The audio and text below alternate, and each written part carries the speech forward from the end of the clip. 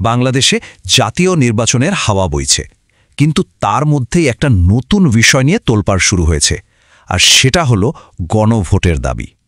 ঠিক কি ঘটছে ওখানে, চলুন আজকের এই আলোচনায় বিষয়টা একটু গভীরে গিয়ে বোঝা যাক।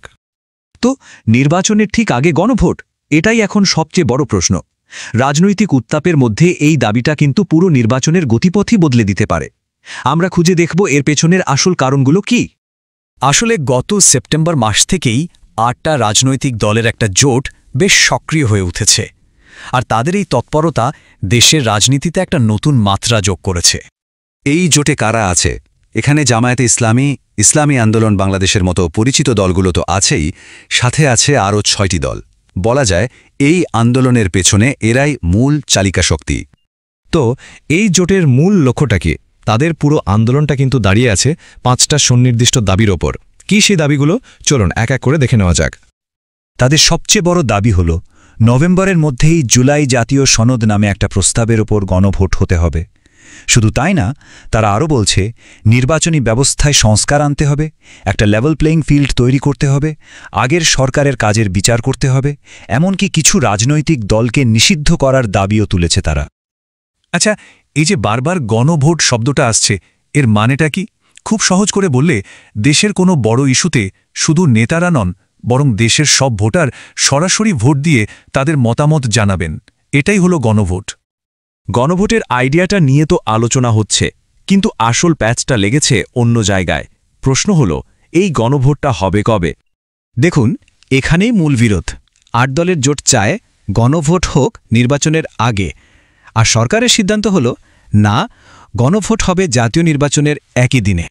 স্বাভাবিকভাবেই সরকারের এই সিদ্ধান্তে জোট একদমই সন্তুষ্ট না, মানে তাদের দাবিটা তো মানা হলো না, তাই এখন তারা নতুন করে ভাবতে বাধ্য হচ্ছে তাদের পরবর্তী পদক্ষেপ কী হবে। আর এখান থেকেই তাদের কৌশলে একটা বড় পরিবর্তন আসে। তারা এখন আর শুধু গণভোটের তারিখ নিয়ে পড়ে নেই, বরং মাঠে নেমে পড়েছে ভোটের একটা সঠিক ফলাফলের জন্য প্রচারণা চালাতে। এই যেমন বাংলাদেশ খেলাফত মজলিসের জালালউদ্দিন আহমদের কথাটা শুনুন। তিনি বলছেন, হ্যাঁ, ভোট বিজয়ী না হলে সংস্কার হবে না, আর সংস্কার না হলে যেই ক্ষমতায় আসুক আগের মতোই ফ্যাসিবাদ তৈরি করবে।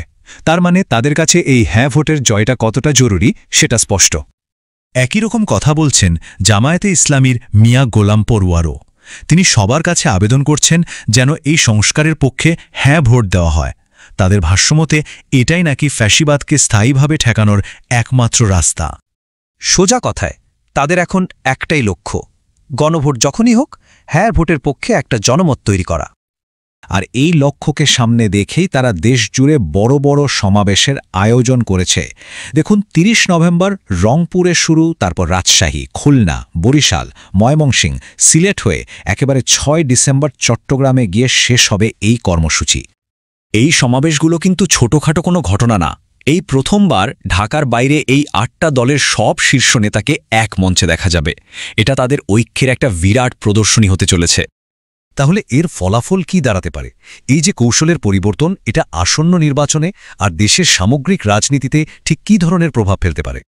তবে একটা কথা মাথায় রাখতে হবে, হ্যাঁ, ভোটের জন্য প্রচারণা চালালেও তারা কিন্তু তাদের পুরনো দাবি থেকে এক চুলও সরেনি। তারা এখনও সরকারকে চাপ দিয়ে যাচ্ছে যেন গণভোটের জন্য আলাদা একটা দিনই ঠিক করা হয়। আর এর মধ্যে একটা বেশ ইন্টারেস্টিং তথ্য সামনে এসেছে। জোটের নেতা হামিদুর রহমান আজাদ জানিয়েছেন, তারা যখন নির্বাচন কমিশনে গিয়েছিলেন তখন নাকি তারা কোনো পরিষ্কার উত্তরই পাননি যে একই দিনে জাতীয় নির্বাচন আর গণভোট কিভাবে সম্ভব। এর থেকে একটা ধারণা কিন্তু করাই যায় যে সরকারের পরিকল্পনা হয়তো এখনও পুরোপুরি পোক্ত নয়। এখন প্রশ্ন হল, নির্বাচনের ব্যাপারে তাদের নিজেদের পরিকল্পনাটা কি? তারা বলছে তারা সমঝোতার ভিত্তিতে নির্বাচনে লড়তে চায়, এমনকি তারা দরজা খোলা রেখেছে আরও ফ্যাসিবাদ বিরোধী, গণতান্ত্রিক ও দেশপ্রেমিক শক্তিকে নিজেদের সাথে যুক্ত করার জন্য। সব মিলিয়ে দেখলে এই 8 দলের আন্দোলনটা বেশ জটিল আর প্রতিনিয়ত এর রূপ পাল্টাচ্ছে। গণভোটের দাবি দিয়ে শুরু, এখন সেটা হ্যাঁ ভোটের প্রচারণায় এসে দাঁড়িয়েছে। কিন্তু আসল প্রশ্নটা হলো, এই রাজনৈতিক কৌশল শেষ পর্যন্ত বাংলাদেশের রাজনীতির গতিপথকে কতটা বদলে দিতে পারবে? এর উত্তর হয়তো ভবিষ্যতের জন্যই তোলা রইল।